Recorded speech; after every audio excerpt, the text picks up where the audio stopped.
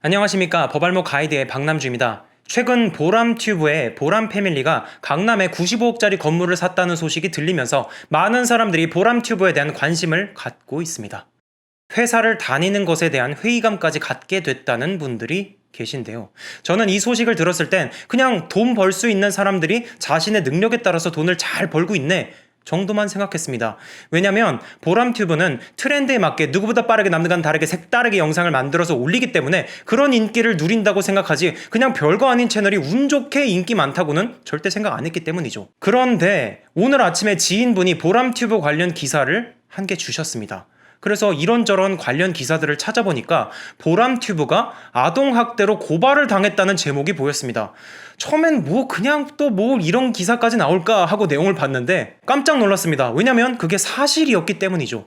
그냥 배 아픈 국민들을 대변하는 기사가 아니더라고요. 수많은 언론사가 공통적으로 다루고 있는 내용은 이것이었습니다. 과거 보람튜브에서는 보람양에게 아이를 임신해 출산하는 연기를 시키고 자동차를 이용해서 아이가 좋아하는 인형의 다리를 절단시키거나 전기 모기채로 아이를 협박해서 춤을 추게 하거나 아이가 아버지의 지갑을 훔치는 장면을 연출하고 도로 한복판에서 아이가 장난감 자동차를 타고 다니는 모습을 촬영했다고 합니다. 제가 일부러 더 자극적으로 얘기한 게 아니라 수많은 기사에 이렇게 쓰여져 있습니다. 똑같이요. BBC 뉴스 코리아에 따르면 이런 문제 때문에 아동 권리를 위한 국제 구호 개발 NGO인 Save the Children은 현실과 허구의 차이를 명확히 구분하기 어려운 아이들에게 비도덕적인 행동을 하게 하고 이를 반복한 점을 볼 때 아동에게 주는 피해가 상당하다. 또 이로써 광고 수입을 챙긴 것은 아동 착취라고 볼 수 있다라면서 보람튜브를 고발했습니다.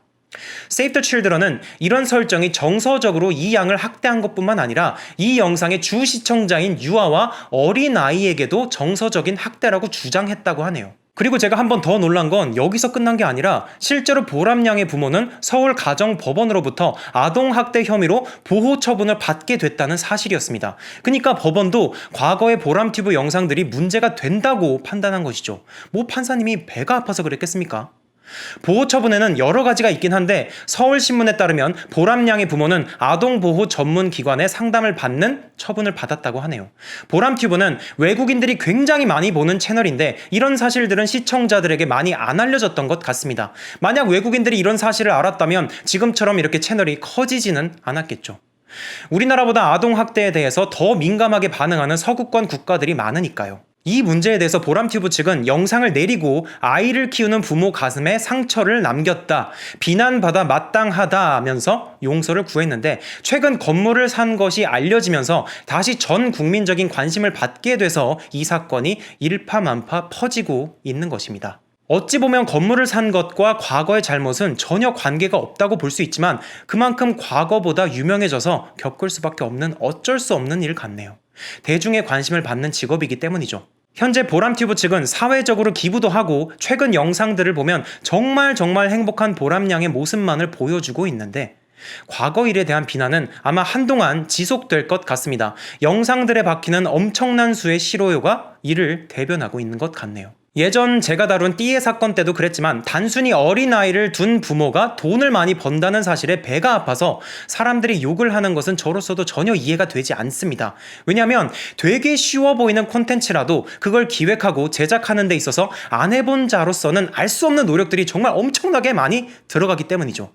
하지만 아이가 나오는 채널들이 조회수를 얻기 위해서 아이들에게 학대의 소지가 있는 자극적인 영상을 찍게 한다면 이건 더 이상 배가 아픈 애 만에 이런 1차원적인 문제가 아닙니다. 왜냐면 현행법 위반이기 때문이죠. 아동복지법 제17조 제5호를 보면 아동의 정신 건강 및 발달에 해를 끼치는 정서적 학대 행위를 금하고 있고 제9호를 보면 공중의 오락 또는 흥행을 목적으로 아동의 건강 또는 안전에 유해한 고개를 시키는 행위 또는 이를 위하여 아동을 제3자에게 인도하는 행위를 금하고 있습니다. 어떠신가요? 뭔가 관련성이 좀 있어 보이죠? 여기에 관련된 영상들 머릿속에 몇 개 떠오르는 분 계실 거라 생각합니다. 저도 몇 가지 영상이 떠오르네요. 애들한테 이상한 거 억지로 먹이는 영상 같은 거 말이죠. 저는 개인적으로 아이들이 즐겁게 가족들과 노는 모습을 찍는 채널들이 더 많아졌으면 좋겠습니다. 제 조카들도 엄청 좋아하거든요. 그리고 저도 언젠간 아이를 가지면 이런 채널들 보여주면서 제 아이가 즐거워하는 모습을 봤으면 좋겠습니다. 다만 조회수를 위해서 현행법까지 위반하는 영상들은 더 이상 안 나왔으면 좋겠습니다. 모두를 위해서요. 오늘 영상은 여기까지입니다. 시청해주셔서 감사합니다.